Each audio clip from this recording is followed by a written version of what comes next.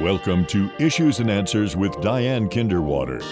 Issues and Answers is presented as a public service to inform, educate, and better the lives of New Mexicans. And now, Issues and Answers with your host, Diane Kinderwater. Welcome to the program. I'm Diane Kinderwater. It's still election time, primary June 2nd, and KCHF TV is introducing you to many of the candidates running for statewide office. We've extended invitations to all of them, and those who've accepted are on the air. We couldn't include all the offices, but we did extend invitations for governor, lieutenant governor, secretary of state, treasurer, and land office commissioner. Woo, what's the land commissioner? Well, we're going to find out today because we have Jonas Moya. He is running for, he's a candidate for the land commissioner, which oversees the land office, which oversees leases and protects the natural resources that we have in the state of New Mexico. So this is going to be a great education for us. He is a Democrat. There are other Democrats running for land commissioner as well, and they've been invited, and those who've accepted will be guests. But not today, because we've got Jonas here, Mr. Jonas Moya, and he's going to be introduced to you right after this, so stay with us. My guest today is a candidate for land commissioner. It's Jonas Moya. He is a fourth-generation rancher out of Tucumcari. He raises cattle, and also he was the director of the Farm Service Agency. That was a national appointee from President Biden. He has a degree of agriculture, economics, and business from New Mexico State University, and he's a young man with a lot of energy and loves the land. I sure am. Thank you very much for having me on the show. It's an honor. It's been a while since I've been on live TV, so it's great to be with you today. Thank you, Jonas Moya. You were excited because you said something special happened last Easter. I was asking you about what you raised as a rancher, and what do you raise as a rancher? You know, Easter's already just a special day in itself, and you know, we went out to the ranch, and every year we have a picnic out there to celebrate Easter after Mass. And when we got to the ranch, there was a new baby calf born, and I raised registered Herefords. So going out there and seeing that new baby calf, and it was healthy and happy, and Mama was there protecting it, it just made that day extra special. And you know, that's what I bring to my campaign trail as well, is that rural roots and those joyous moments that I share with voters while I'm on the road of having cattle and having new baby calves. Well, you're a young man. You've got a family. You've got a home in Albuquerque or in Tucumcari with your ranch. How do you have the energy also to be a land commissioner? Oh, well, it's one, because I'm passionate about New Mexico. And, you know, coming from a rural town, I know if I don't step up, and especially with my experience and my background, then the parts of New Mexico that I really care about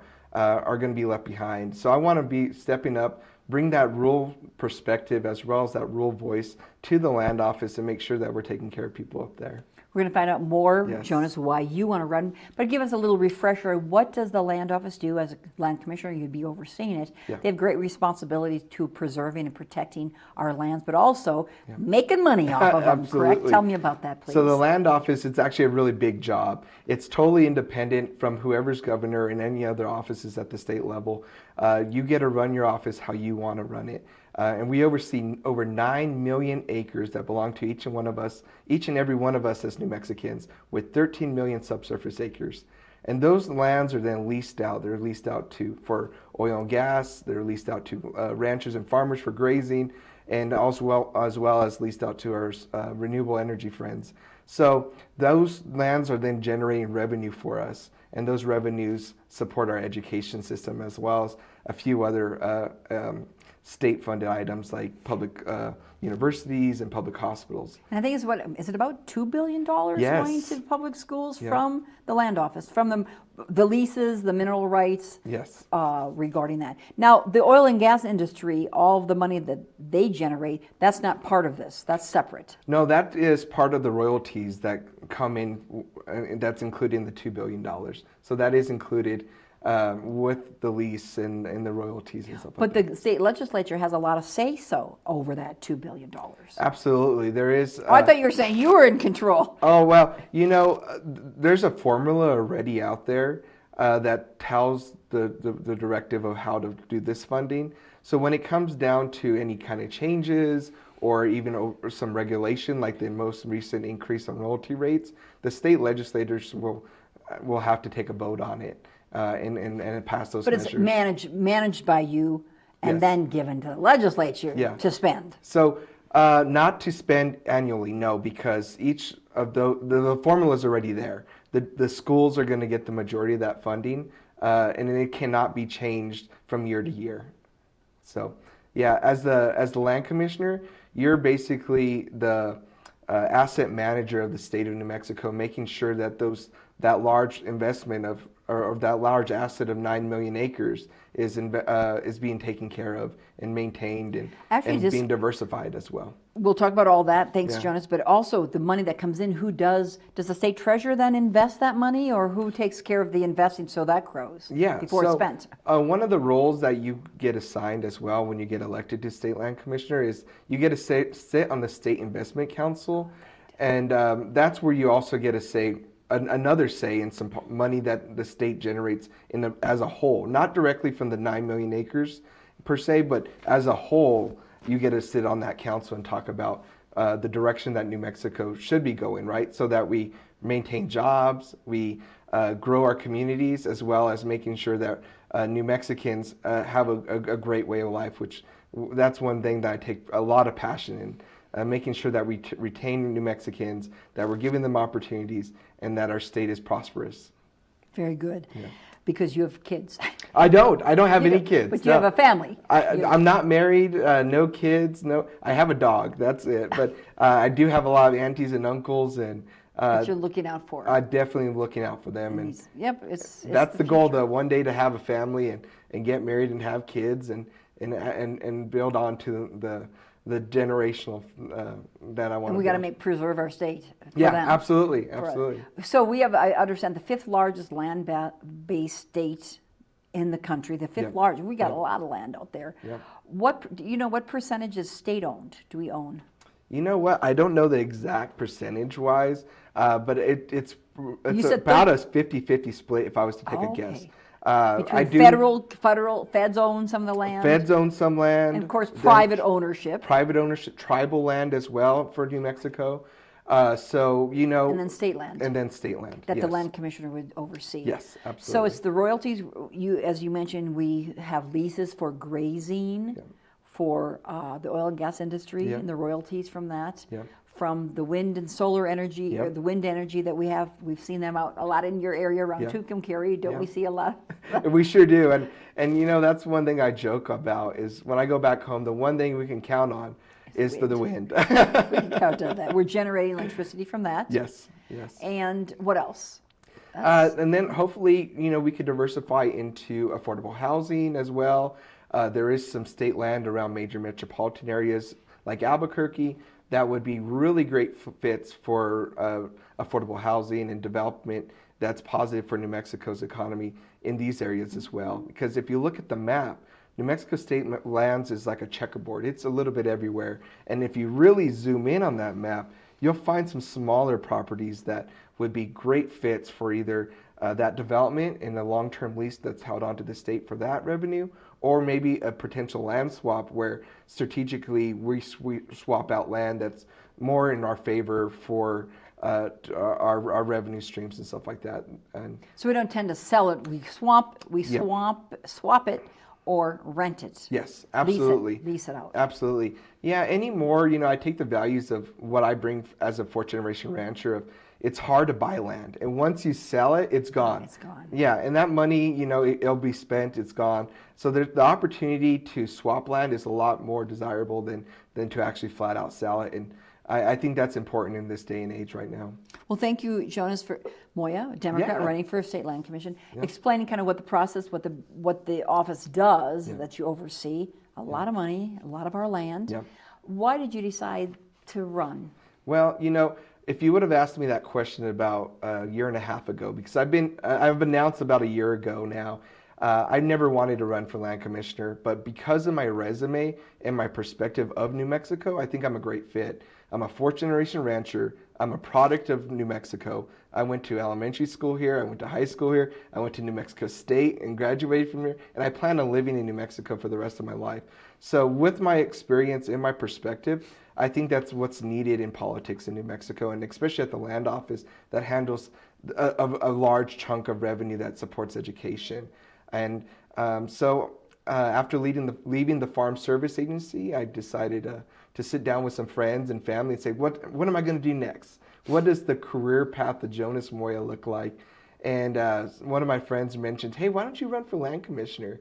And after kind of stewing on it for a little bit and doing some reflection on who I am and if it aligns with my values, I said, this is a no-brainer. I need to do it because we need that kind of representation at the land office. And yeah, I'm honored to do it. Yeah, so. Would you have the decision not to lease? Let's say if you were opposed to the oil and gas industry, decide, I'm not going to lease them the land. If you're opposed to something, do you personally as land commissioner get to make those decisions? Yeah, so as land commissioner, you get that opportunity to overlook the priority areas and look at what's generating revenue and the opportunity cost of those parcels of land. I think right now in this current environment, with oil prices extremely high, you really got to make sure what the impact is and how that is going to play into the generation of revenue for the school system. And the last thing I want to do as land commissioner is bring less money to our schools. So I want to make sure that we're diversifying in a positive way, that we're actually generating more income and revenue. What could be more than the oil and gas industry? With technology advancing as much as it has, there could be opportunities in geothermal. And like I said, also needs that New Mexicans have. There's been a housing shortage and this kind of barrier to entry for some families to actually get an affordable house. And if I could also, as a land commissioner, look at the portfolio and look at the plot of lands that we have available and say, hey, let's go into some affordable housing projects with some partners and developers, then I want to do that as well because that's going to directly benefit New Mexicans to keep them here. That's the overall goal. Do we do that at this point regarding affordable housing with the land commission? Yeah, our current land commissioner has done a really good job of diversifying our portfolio and our revenue streams. And I think I could just feed off of that and continue to build that and actually think outside the box as well, a little bit on diversifying, but as well as maintaining and making sure our lands are benefiting all New Mexicans. What's the relationship between the Land Commission and our lack of, I'll say lack of water? I mean, it's lacking. That's a responsibility for all New Mexicans, but definitely probably a bigger responsibility for the land commissioner because you have such a large amount of land. There's things that we could do and there's management of resources that we have on those lands like water to make sure that we're going to set up a base and a foundation for a clean future, as well as having the resources that we need, as we know that climate's changing a little bit, to make sure we stretch those resources out as long as we can, so that we have them for future generations. Who else works with the water? Yeah, so there's several different groups. There's conservation districts, there's your local water authorities, but there's agriculturalists as well. But when you're talking about a leadership role and actually leading by example, as land commissioner, I would go in there and look at, all right, we have great ranchers that are on our land. So the majority of the ranchers, they have the leases to graze, right? Although it's a small amount of revenue that's actually brought in by them, it's less than $10 million, but we can incentivize them and work with them with partner agencies like NRCS or other state agencies to say, if there's too many mesquites or obnoxious weeds that are sucking a lot of water out of the aquifers, let's partner with them to say, hey, we'll help you eradicate those and we'll incentivize you to do better land stewardship so that those aquifers are not being sucked dry by weeds and plants that we don't need, right? We had a lot of the Rio Grande, those invasive, those invasive. Yeah. Salt cedars. Yeah, absolutely. And they have a big impact on the whole ecosystem too, right? I mean, one mesquite drinks a ton of water, and it's one spot where a cow wouldn't have grass. The cows are really, a lot of grass doesn't grow at the base of a mesquite. And same could be said for like junipers and other invasive species of plants. So what would you do to get rid of them? Yeah, so I would outreach and education. That's one thing that I bring because of being a former executive director of the Farm Service Agency. I have that internal knowledge of federal programs that are already there, so we won't have to reinvent the wheel and say, hey, look, I would help amplify those messages, help amplify that those programs are there, and then if the state can tag on to that to say, look, farmers and ranchers, I want to help you get to that spot where you're being good land stewards of the land. What did you do as director of the Farm Service Agency? Oh, I'm telling you, that was one of the best jobs I've ever had. I had 74 employees, 22 different field offices, and we literally got out millions of dollars out to farmers and ranchers, from disaster assistance to federally backed loans for farmers and ranchers as well, that may just be beginning in their career.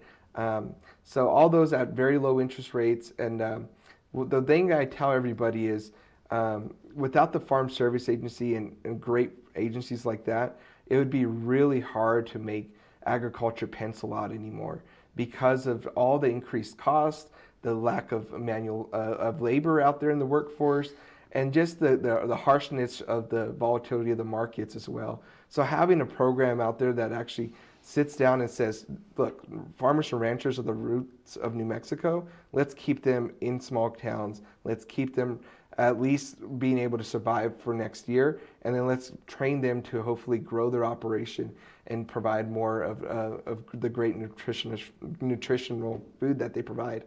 Now, regarding farmers and ranchers, I think we have dry wheat farmers and oh yeah, we got a lot, all that.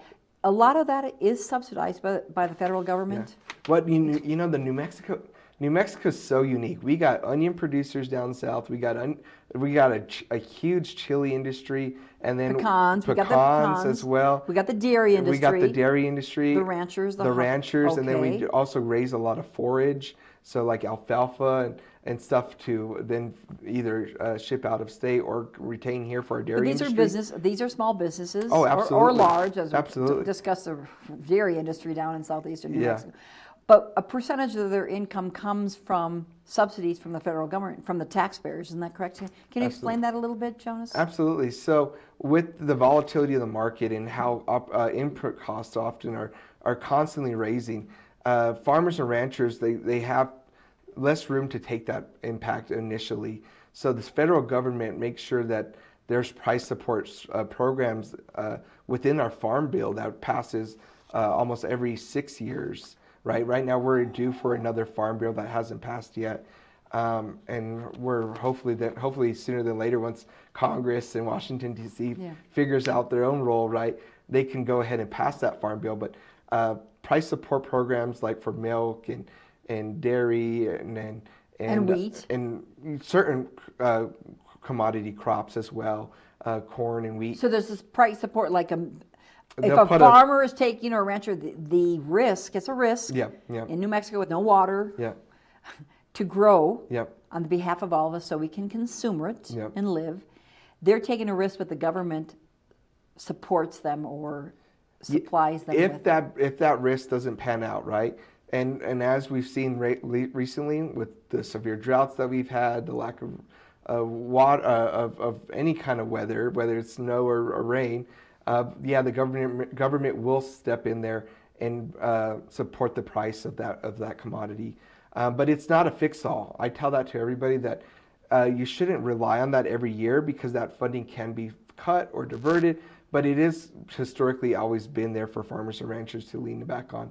But my big push has always been, let's diversify our revenue streams on the farm so that you're not just tied into one crop and having to rely on those subsidies.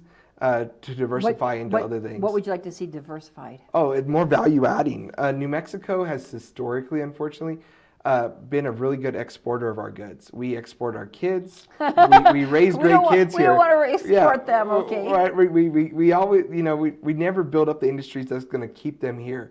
And that's the same for our food and our products that we grow on the farm.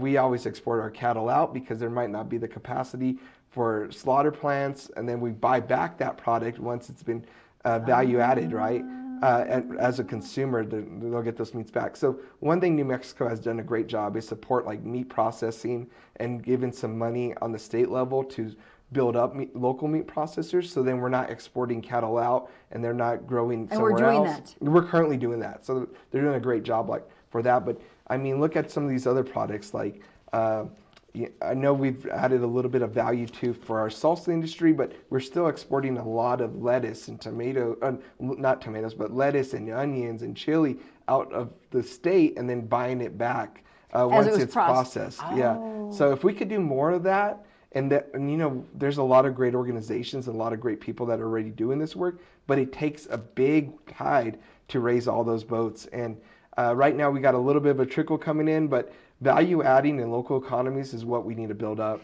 What role would the land commissioner have on this? I mean, Jonas? you're just an amplifier, right? And you're making sure that because of that lived experience and that knowledge, that you could educate people on what's good policy and what's good practices to implement. And at the land office, we need that kind of leadership. We need the leadership of knowing what the rural economies live off of and what really helps New Mexicans and those small businesses. And as the land commissioner, although some of that work doesn't directly is not directly in the day-to-day, it is going to be something that should be amplified and talked about. And if anybody comes in with that experience, then you're going to have a better land office. So they understand what can be done. Yeah, what can and what shouldn't be done, right? What shouldn't be. Getting back to water and the oil and gas industry. Regarding water, what control would the land office have regarding the water that flows through our Rio Grande down to Texas? I mean, they have a right to it. Right. We can't stop that, right? Right. Well, just overseeing the resources that we have, especially in areas that are using, we have a lot of brackish water throughout the state. So figuring out and being an advocate to figure out ways to clean that water and use it in different purposes. And then down in the oil fields as well, there's produced water that comes out as a direct result of drilling, and being able to figure out and find solutions that are going to help New Mexicans and not impair their way of life later on. Make sure that we're using science and we're inviting entrepreneurs to come in with new technologies and try to clean that water, and then really coming and talking to industry as well as those communities to say, where should we put this water now? We've cleaned it, we used it, and now how should we use it? Because we know fresh water as a whole is a limited resource here in New Mexico. Do know that. Yeah. Regarding, lastly, the oil and gas industry, which generates a lot of money for our education, for our state, billions and billions of dollars. Yeah. Some leaders over the state of New Mexico want to shut down that industry. Yeah. They like the money, but they don't like the industry. Absolutely. What's, as land commissioner, regarding their leases, continuing leases and royalties, what's your philosophy regarding that industry? Well, I actually think right now New Mexico is the leader in being able to produce the cleanest, most efficient oil and gas. So I want to continue that. We've really, throughout North America and the world, have set the standard of being able to produce oil and gas, which we need for some of our day-to-day goods. And then just look at some of the things that are going on the gas pumps right now, right? New Mexico plays a vital role when it comes to the national security of oil and gas reserves, especially with the Delaware Basin being one of the largest in the world. So we want to make sure to continue to hold up that standard, and I want to make sure to be an advocate of making sure that those industries are being able to operate well and be good actors, so we could fund our school systems. Because without that revenue, then we will have to really seriously consider what other kind of industries can we invite over that are going to be able to generate that money. Yeah, take over a little bit of that shoe, right? Try to fit that shoe, and it's just not possible in this day and age yet. But I know we're going to continue those high standards of being good, clean producers of oil and gas. And fracking, you're not opposed to the fracking? No, I think that with technology and science out there, and as long as we're holding people accountable and as long as we're talking to communities that have that involved in that area, and we're being an advocate of good practices and not bad practices, then I'm going to always be at that table. Yeah. Wow, Jonas, you've done your homework. You've lived it. Tried. You've lived it. Jonas Moya running for land commissioner, Democrat, will be on the June 2nd primary election, and it's open, as we say in every show. It's open to everybody now. Yeah. Not just Democrats and Republicans, but decline to state or independents get to go to their polling place and ask for either Republican or major party Democrat ballot, so they get their voices heard.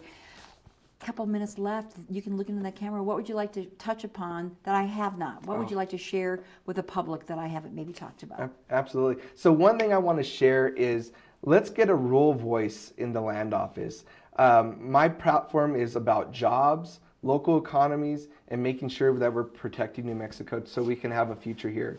And that's what I bring to the table with my experience and with with where I come from. So I'm asking every voter, do your research. Make sure that you're voting for those that you know have the resume to lead and have the vision to look out for New Mexico. So thank you very much for having me on, and I appreciate it. Isn't it nice, this station giving a whole half hour to Oh candidates? my gosh, it's rare, and I feel honored just to be involved and here to share my perspective, my views, what I bring to the table, and then hopefully reach another audience that I wouldn't necessarily have met on the campaign trail. What about young people voting? I mean, you're a young gentleman, yeah. fourth generation New Mexican here from Tucumcari. Yeah. What about your friends? Are they going to vote? They might be voting for you, but do young people vote? Do they get out and know about these critical issues? You know what? For my friends and my background, a lot of people don't actually vote in the primary. So encouraging them to go out and vote early on in the primary so they can actually get a good candidate that they believe represents who they are is so important. I tell all my friends, whether you're Democrat, Independent, Republican, make sure you're going out and being active to vote in your primary. And this year is the first year that independents can actually go out and vote in the primary. So pick a side. It doesn't matter, but I would really appreciate if you come vote for me, though. You're traveling around the state. What are you hearing from people around the state, Jonas? Yeah, I'm hearing a lot of things about just experience and direction, right? I'm hearing that people want somebody that's experienced in leading a large office because the state land office has about 180 employees and 11 field offices. So if you don't have that experience going in from day one, you're going to be at a huge learning curve or a huge disadvantage trying to learn that learning curve in at least the first year. And I'm also hearing that people want to make sure that we're funding our education system, but we're protecting our lands. So there's obviously that balance, and I don't think it's a give or take. It's actually something that can happen simultaneously. You can have good land stewardship well as growing economies. Very good. Jonas Moya, thank you so much. Young gentleman running for an office, statewide office, state land office. So thank you for throwing your hat into the ring, and we appreciate young people getting involved. It's a future, but it's really more your future because you're young. Exactly. Thank you, Jonas, for being our program. Jonas Moya, again, candidate for Land Commissioner. Yeah. And thanks to KCHF TV for bringing you this program. We are introducing you to candidates. Your voice and your vote count. Remember, the primary is Tuesday, June 2nd. I'm Diane Kinderwater. Make it a great week. We'll see you next time. Bye-bye. Issues and Answers with your host Diane Kinderwater is presented as a public service to inform, educate, and better the lives of New Mexicans. To comment on today's program, email us at info@kchftv.org or call us at 505-345-1991. Join us again for Issues and Answers with Diane Kinderwater.